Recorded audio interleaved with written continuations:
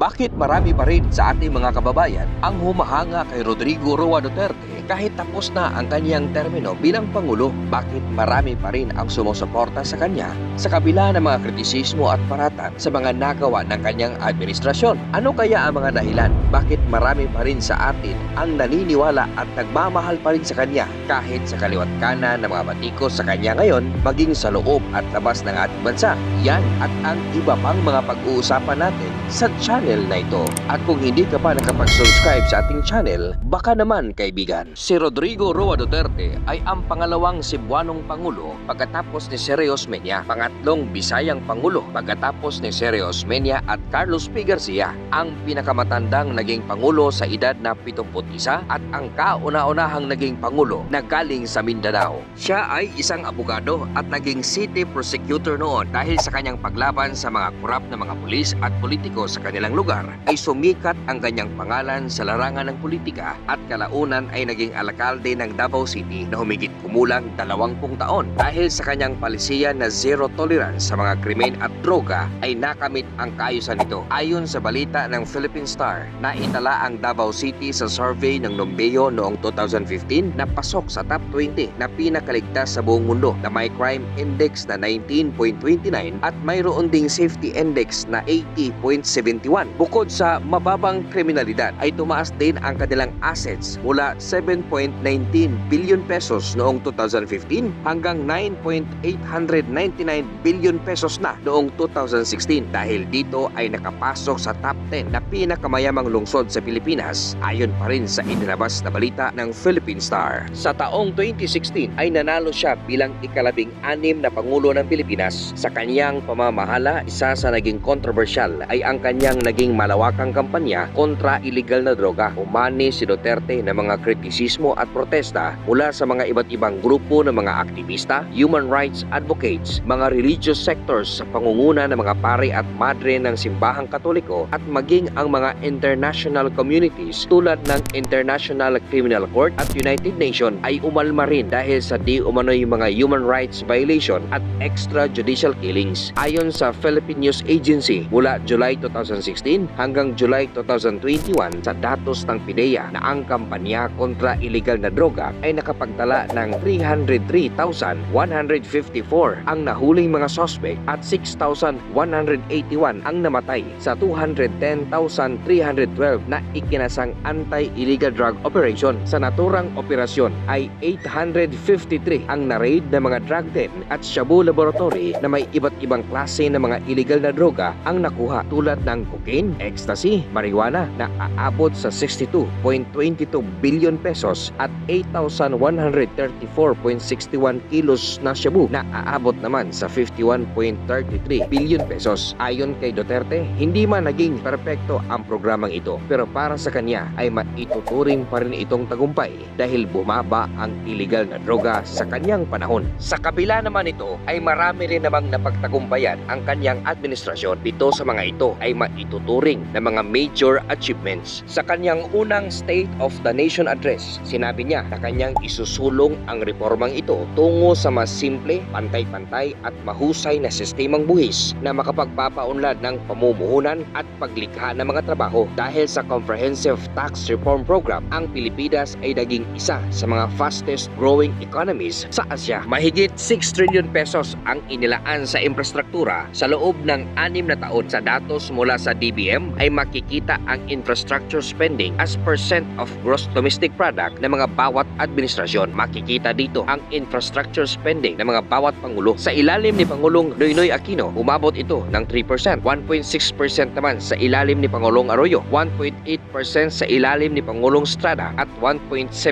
sa ilalim ni Pangulong Ramos, na lahat ay mas mababa ng 5% ng target ng GDP para sa mga papaunlad na bansa tulad ng Pilipinas. Samantala sa Administrasyong Duterte ay nag-invest ito ng 6.3% ng GDP. Sa datos ng DBM ay makikita ang infrastructure outlays average per administration in billion pesos. Makikita mo dito na malaki ang agwat ng average ng Duterte administration kaysa iba. Mahigit 300 na mga airport projects at mahigit 400 na mga seaports projects din ang natapos, kabilang ang mga bagong airport terminals sa Mactan, Clark, Ormoc at Kalibo, kasama na ang Bicol Airport na may 11 taon ng delay. Ang NAIA na dating tinawag na world's worst airport noon dahil sa mga kontrobersiya ay malaki ang naging pagbabago matapos sumailalim sa rehabilitasyon. Ayon sa survey ng British-based consultancy Skytrack ay malaki ang naging pagbabago ng naturang paliparan kaya pumasok sa top 10 sa the most improved airports sa buong mundo noong 2018. Malawakang rehabilitasyon din ang ginawa para sa MRT3, mga extension ng LRT1, LRT2 at sinimulan ang underground construction ng kauna-unahang subway sa bansa. Nilagdaan niya ang Universal Access to Quality Tertiary Education Act upang magkaroon ng libre at international quality standard sa ating edukasyon. Nilagdaan din niya ang isang batas na nagtatag ng kauna-unahang National Academy of Sports sa bansa upang masuportahan ang ating mga atletang estudyante. Pinirmahan din niya ang Doktor para sa Bayan Act para sa gustong maging doktor ngunit salat sa pinansyal na pangangailangan. Inaprobahan din niya ang Alternative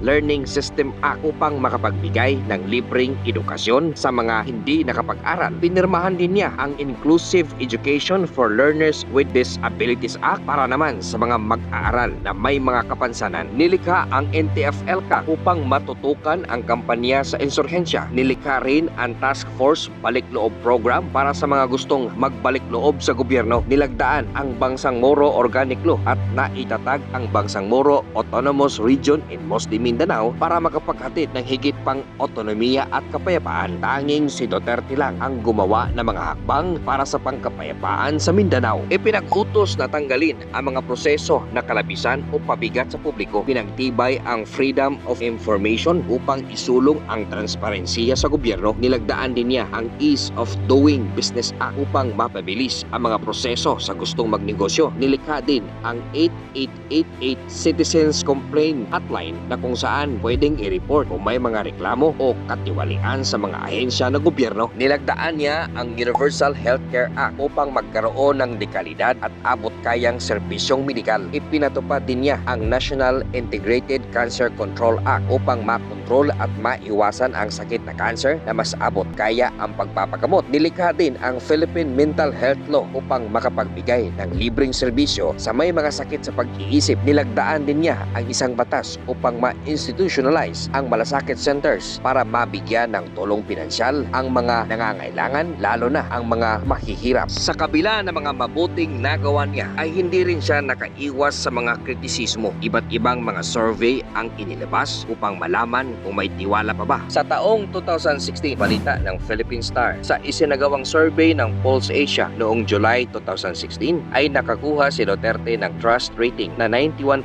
high at 86% high naman sa buwan ng September sa parehas na taon. Sa taong 2017 naman, ayon pa rin sa Philippine Star, sa isinagawang survey ng social weather stations noong March 2017 ay nakakuha ito ng 75% high satisfaction rating. Sa taong 2018, ayon naman sa balita ng Radyo Pilipinas, sa isinagawang survey ng social weather station noong December 2018 ay nakakuha ito ng 76% high satisfaction rating. Sa taong 2019, ayon naman sa balita ng GMA News, sa isinagawang survey ng social weather station noong June 2019 ay nakakuha ito ng 85% high satisfaction rating. Sa taong 2020, ayon pa rin sa balita ng GMA News, sa isinagawang survey ng Pulse Asia noong September 2020 ay nakakuha ito ng approval rating na 90.82%. Sa taong 2021, ayon sa balita ng PTV News, sa isinagawang survey ng Publicus Asia noong March 2021 ay nakakuha ito ng 64.87% na approval rating at 55.13% na trust rating. At sa taong 2022, ayon sa balita ng Philippine News Agency, sa isinagawang survey ng Publicus Asia noong October 2022 ay nakakuha ito ng 60%